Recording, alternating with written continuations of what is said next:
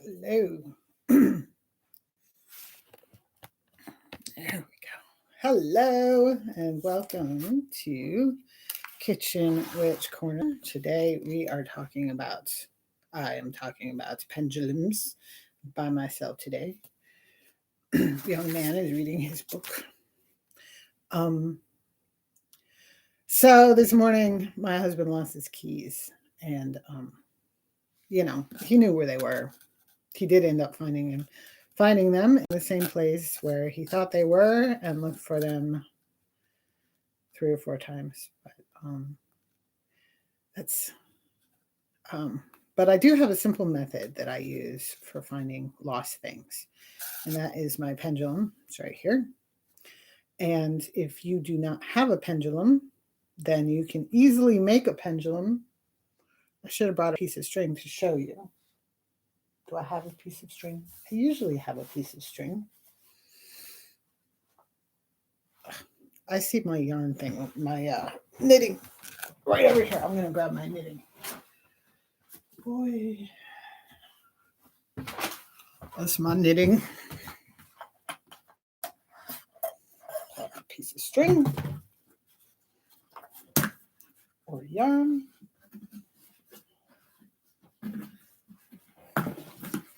For demonstration purposes. Okay, so this is just a little piece of yarn. It can be any piece of string. And then you take a ring. Any ring will do. This was my grandmother-in-law's ring. And by all accounts, she was feisty. I like my pendulum's feisty.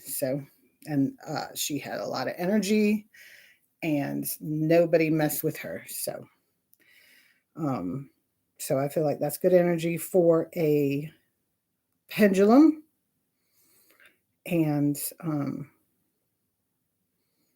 so if I was going to make my own, this would be a good choice of a ring. You can use any ring, but with all magical items, the energy that it comes with is just as useful as the energy you put into it as well. And it's a pendulum. Or you can buy a pendulum. My mom got me this one. And all that is just a weight at the end of a chain. And I do like that it's got a little point because, it's good for pinpointing things. And I'm going to go ahead and use my pendulum rather than the ring in order for this, just because I'm more comfortable using it. I did used to use the ring before my mom gave me this pendulum, but here we are. And I feel like my leopard spots on the back of the pendulum is making things very difficult to see and is distracting. So we're going to give you a black background instead.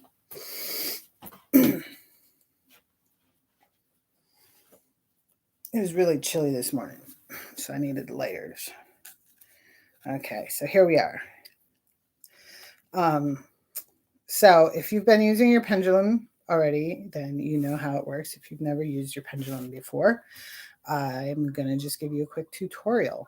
And so you've got your pendulum. A lot of people, when they get a new tool, they like to cleanse and bless it in various ways. And depending on the material that your pendulum is made out of, you may decide to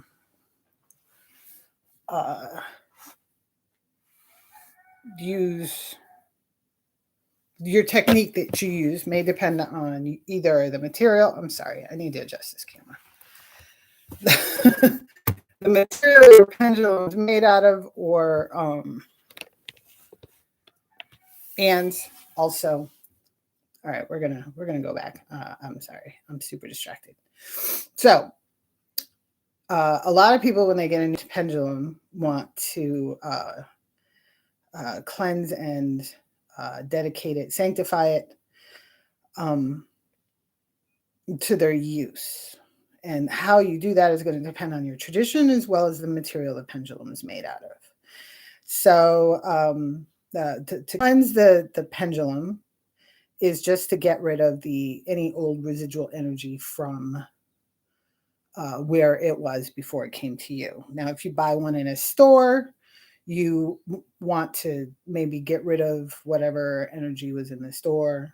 Or if you really, really like the place that it came from, or if you inherited it from somebody you really respect, you might want to just, you might feel like you don't need to do that. You might not want to get rid of that energy. But if you have a pendulum, you don't know where it even came from, you got it at a secondhand shop, maybe you made it out of a found object, um, then that is, entirely up to you. You may want to get rid of any old energy, or you might want to keep it.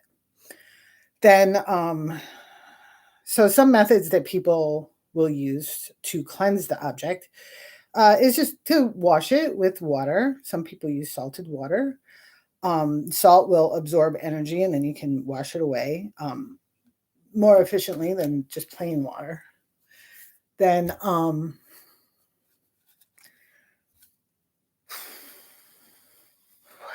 smoke, you can use smoke to neutralize whatever energies are attached to it. Some people like to leave it out in sunlight or moonlight. There are some materials that you might use that water, especially salt water, would be damaging to, so you wouldn't want to do that. There are some materials that the sunlight might fade, so you wouldn't want to use sunlight. So you want to take, your tradition as well as the material into account when you choose your cleansing method. And then if you want to dedicate, sanctify, or charge, people use a lot of words that have slightly different meanings to describe what is basically telling the object what its purpose is, and putting it into your service officially. So that again is based on tradition. What I like to do is I just like to hold it and let it feel my energy and talk to it a little bit and let it know who I am and what I expect of it. Then you want to program your pendulum, or rather, you want to work out the language that you're going to use between yourself and your pendulum. So a lot of people will use a pendulum for yes or no. Yes or no answers, and that is can be very useful. They'll also use a pendulum to see if a baby inside a pregnant woman's belly is male or female. And in each case, you'll want your pendulum to move in a different way for one answer as for the other. So I'll ask my pendulum. So I'll tell my pendulum, tell me yes. And I see my pendulum going back and forth from left to right, left to right, left to right, left to right. Okay. And then we'll stop it. Okay. Tell me no. Okay. Now it's going forward and back, forward and back. Some pendulums will go around in a circle. So it's going left and right for yes and forward and back for no.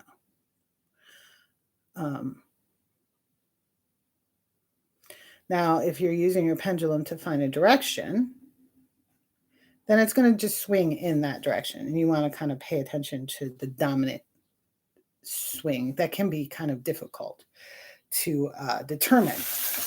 But you'll get it with practice. And since we are talking about finding lost things, that is what we're going to focus on, is the directional swing.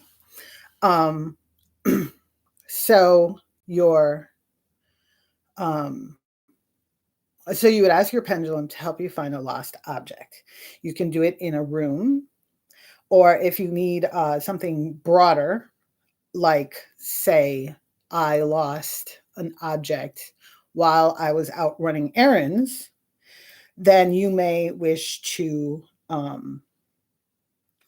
provide a map, and you can draw a map or pick up a map, go to Google Earth and get or Google Maps and get a screenshot of the area you've been to that day, and then take your pendulum over it. And generally, when you're doing it that way, when you get it will go directionally. So now it'll go directionally toward the location, and then when it gets to the location, it'll start to go in a circle or stop. Sometimes they'll just kind of stop. And this one is doing a little vibrate on the tip rather than going forward or backwards, and they'll do that sometimes too. Right now, it has nothing to say, which is why it's doing it. Now, I have to find the keys. I don't know if you can even see this, and it probably doesn't make any sense to you, and that's fine. I drew a little map of my house, and it has there's no scale to this. I've got my whole yard on here, but it's not like the way my yard actually is, But the pendulum can still, this is my house, and each of my gardens is marked out, and the goose house and the chicken house and the barn, they're all in each of the car parking spots, I should say. So I can go and I can say, where are the keys? No, I know where the keys were. And I know that they were right next to my husband's car in his backpack. So the pendulum would swing toward the car. Sorry. I don't even know if you can see that. I got my car parked right here. Pendulum swinging toward the car. He knows where the keys were. And then I get to the car, and it starts to do that little vibrating thing.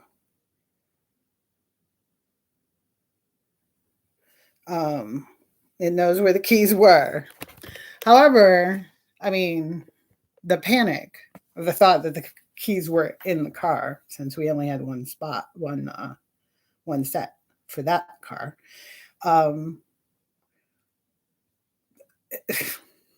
the keys were not in the car. They were in the backpack next to the car. So you can take the pendulum then and go up to the car and say, okay, where are the keys? And then the pendulum can lead you there. Now, this is awkward because I'm doing something that happened before, not something now. But I can use it not just to find lost things,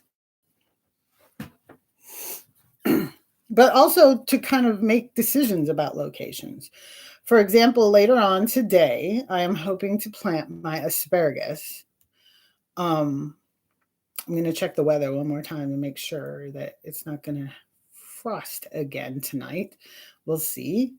And I have 3 different locations in mind for the asparagus. I might end up planting some asparagus in each of the locations, but I'm going to take my pendulum out there and ask it where the best place to plant the asparagus is and see what it has to say. And what it will do is it will swing back and forth to direct me toward the right spot. And then this one is going to stop and vibrate. The tip will vibrate when we get to the right place. Like I said, some will start to do a circle thing. This one does not. This one's not big on circles.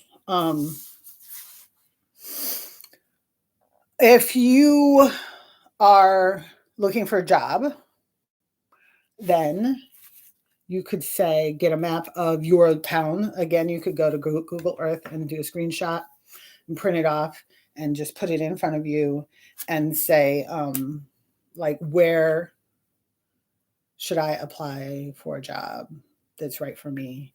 And then the pendulum could show you some good um, areas to check out. And then you would have to physically go there and confirm the locations, to do your job application process.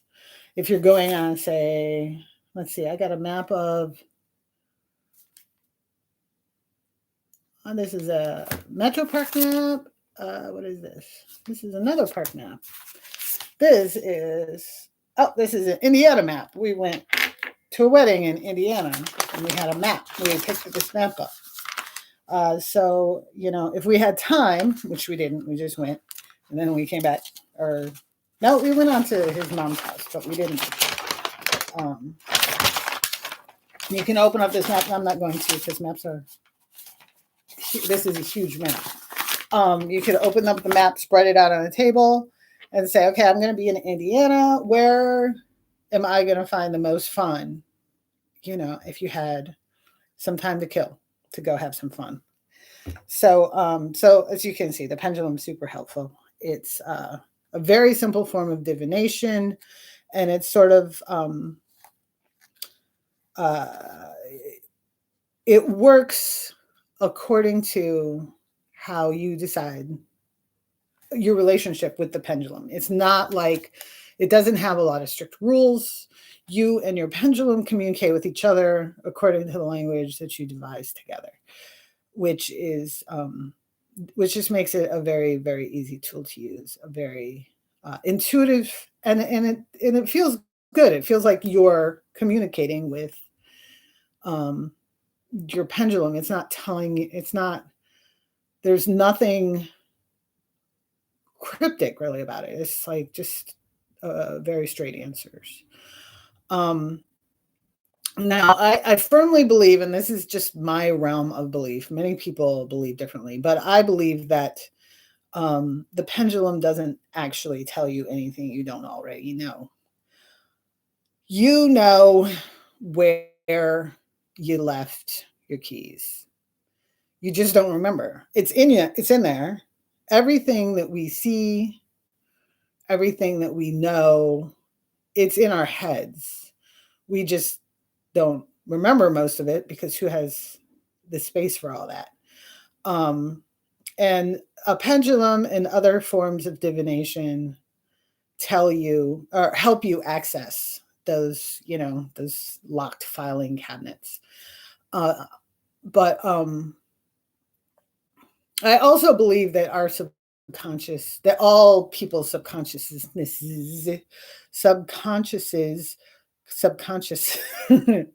are connected. So there is a possibility of reaching out into someone else's, or the collective rather, subconscious as well.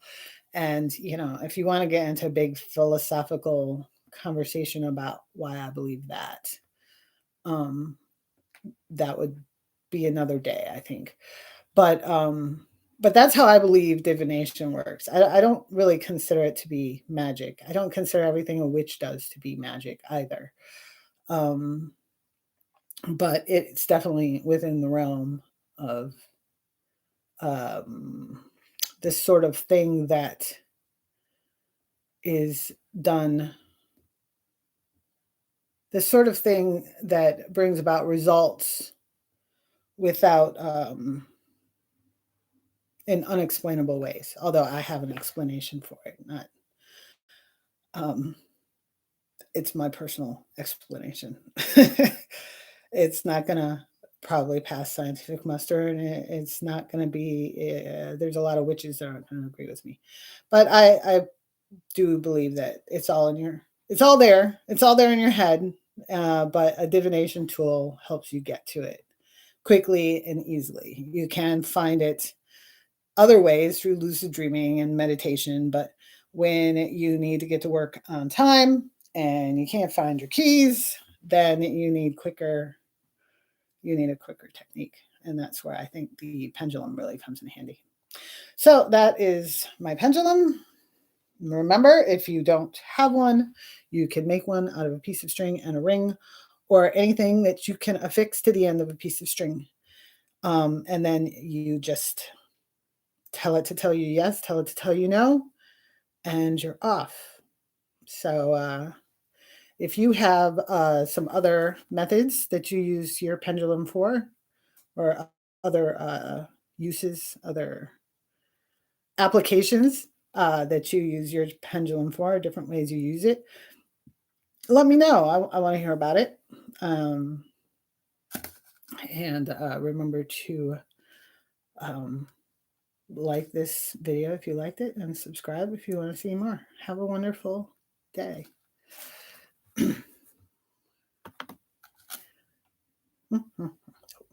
Yes, I want to end my stream.